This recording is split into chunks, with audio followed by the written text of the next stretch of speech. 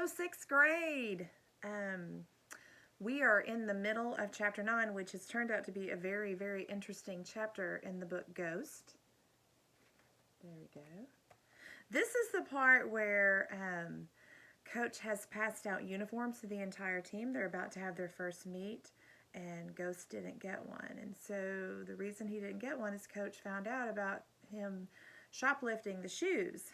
And so Coach was going to tell Ghost's mom about it, and he begged him not to. And so now they're in the car having a conversation, and Coach has asked Ghost, why did you do it? Why didn't you just come to me? And he said, well, you're not my dad, and you don't know what it's like to live here. You don't live here. You don't have to deal with the kind of things that I have to deal with. So now Coach is about to explain something very important to Ghost. Now, Coach swallowed something like bitter air, twisting his face up. He turned his whole body toward me and yanked his shirt down so that the neck stretched even lower. You see this tattoo? He asked. It was a dark band diving into his deep, curly chest hair. It's my Olympic gold medal. I got a tattoo of it after the man who did this to me. Now Coach curled up his top lip so I could see his chipped tooth. Stole the real one. Coach didn't give me a chance to say nothing. He just bulldozed on. That man was my father. He was an addict. And every time he got high, he got violent. He punched me in the mouth when I was 15 because I asked him to change the channel on the TV. The Olympics were on. And 4 years later, after I had worked my butt off to make something of myself, I got my shot to run in the same race I tried to watch when he hit me. And I won.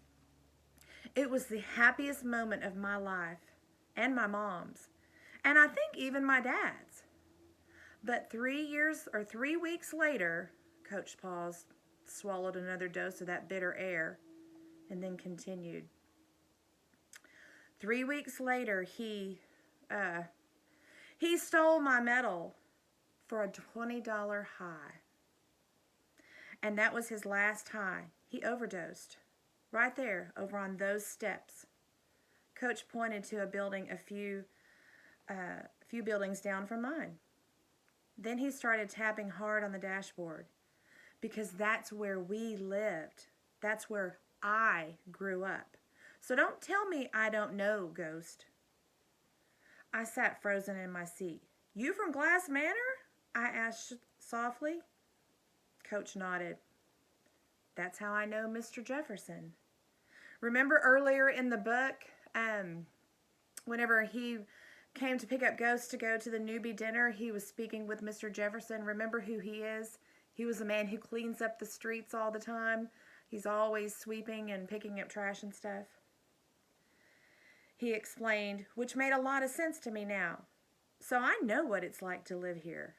I know what it's like to be angry, to feel, I don't know, rage on the inside. Coach's face seemed to relax a little, like he was cooling down, and the same thing running did for me. I felt like it could do for you.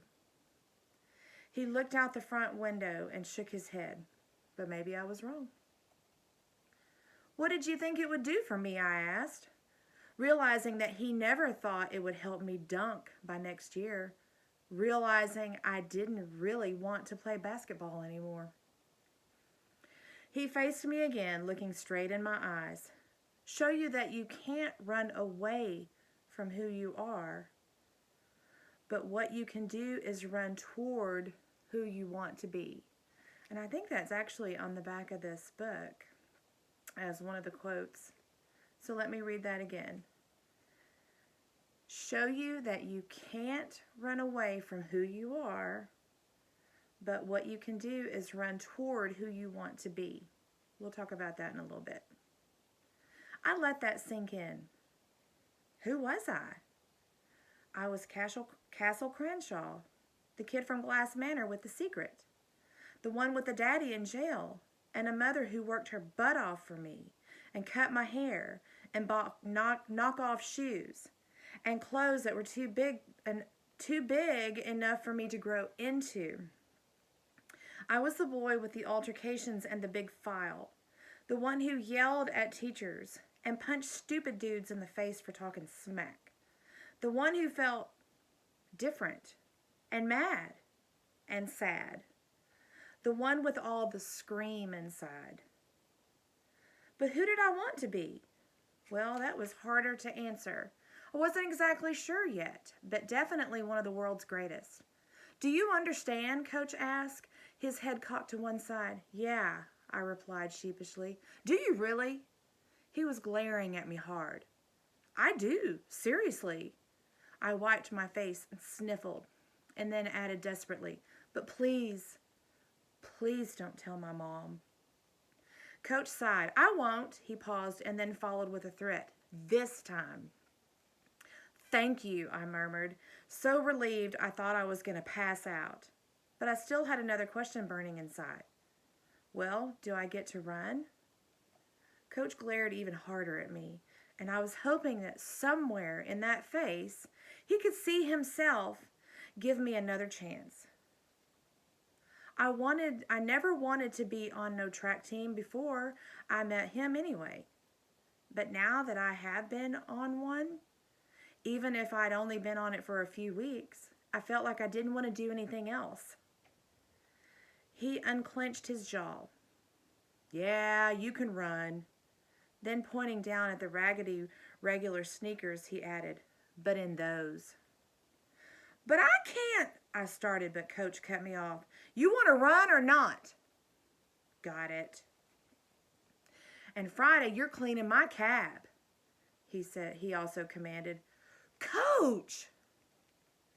The rest of the week was pretty much filled with me being on my best behavior at school. I was straight up acting like that annoying goody-goody Maureen Thorne. Then working extra hard at practice, which was much more difficult than usual because running in my regular raggedy sneakers made me feel like my feet had gained weight. Like I had obese toes or something. It had been a while since I had practiced in my cut-off shoes. And I think the silver bullets had me spoiled. Not to mention, everybody wanted to know where the silver bullets were, and I kept making ridiculous excuses like, oh, I'm letting them rest. And Coach worked so hard at practice that I was scared I'd ruin them before the race. And then they would say something like, oh, so you gonna run, right? Or, word, so you get in your uniform, right? But they'd say it under their breath. And I would just shut all that down by saying, shh, it's not worth talking about it. Not worth you risking yours. I'm here, ain't I? Still on the team, right? That's all that matters. So the Raggedy Runners was what I had to run in. And I stuck it out. Through the ladders on Wednesday and Thursday's long run. Of course, was now a step behind Lou, who was blazing through the track like it was nothing, doing everything he could to secure his spot as the lead sprinter. I mean, we both were sprinters, and Aaron and Mike, but Mike was going to run the 800 and the 400, just because me and Lou were both faster than him in the shorter sprint races. And Chris Myers, who ran the 800, his father took him off the team because his grades were slipping. Aaron was going to run the 400. He was the master of it. Like, seriously, could burn anybody. And between me and Lou, one of us was going to run the 200 meter and one of us was going to run the 100 meter. Now, here's the thing. The 200 was a good race, a hard sprint. But it wasn't as, glamorous. No, that's not the word. The 200 wasn't the main event. The main event was the 100 meter dash. It was what Usain Bolt set the record in. It was the race. Before I got caught and Coach forced me to run in my old sneakers, I had a pretty good chance at snatching that spot from Lou. Don't get me wrong, he was crazy fast and been running that race pretty much ever since he started running. But over the month of practice, my time was maybe a half a second faster than his. But not during the week of slumpy cut-off shoe running, which was definitely the week that counted. But hey, it was only the first race of the season, so I figured I'd take the 200. Honestly, I'd run any of the races Coach would let me, and I'd work my butt off, and my legs, and my feet, to earn the chance to run that race. Friday, Coach made me do exactly what he said I would have to do, clean out his cab. He came over to my house after school, drove around to the back of the building where the dumpsters were. Ghost? I'm not going to lie to you, Coach said, popping the trunk. I don't know what might be in here. I wasn't sure either. I mean, the back seat was pretty much clear, just because that was the part of the car where the customers are where he rode customers around in every day until I got in the car after practice. Then he'd put all the stuff in the front seat to the back seat. So the trash went from the back to the front to the back. And food, fast food bags, gym bags, paper, shoes, and who knows what else. And then there was the trunk. When he popped it and I looked in there, I saw the end of the world. The back seat and the front seat seemed spotless. That trunk was ridiculous. Coach, this is crazy, I said, starting into what looked like the black abyss. Oh, I know, he said, flashing an embarrassing smirk. I sure am glad you did a stupid thing and I don't have to clean it up. That's all that matters to me. And I did. I trashed all the fast food bags, some with French fries and half-eaten burgers still in them. Oof, I pulled out all the duffels. I don't know why Coach needed so many gym bags. Who needs more than one?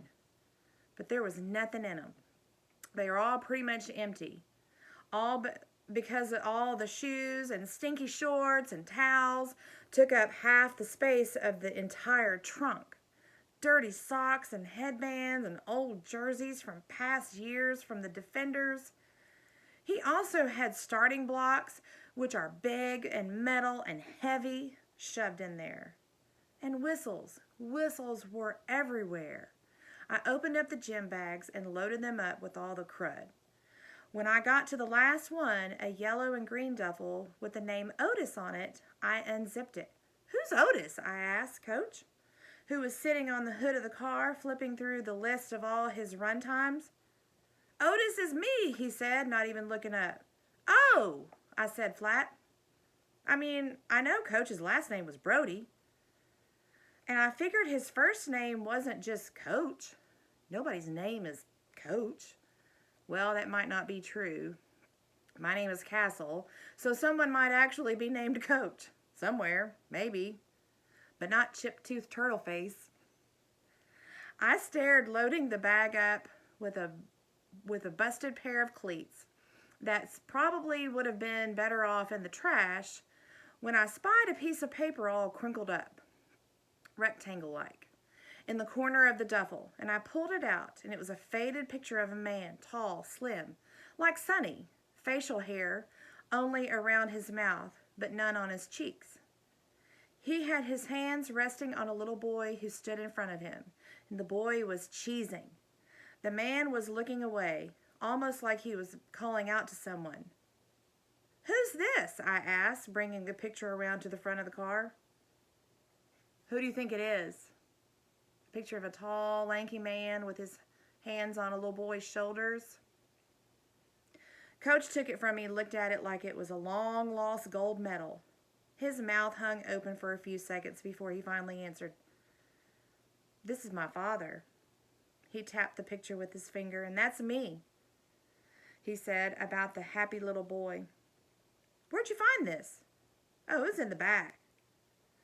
Coach pulled the photo closer to his face as if he were studying every detail. Thank you, he said. And right then, I got the feeling that being mad at his dad wasn't the only way he felt about him. He was. But I could tell Coach also missed his pops. He loved him. And I could totally relate to that. Because as happy as I was that my crazy father wasn't around to hurt us no more, whenever he wasn't wasted, he was dope. That was my dad too. I miss that version of him. Coach gingerly slipped the photo into his back pocket and then pulled it right back out again. Throw those bags in the trunk. I think you're done, Coach said, climbing into the cab. He took the photo and put it up on the dash part where the speed numbers are.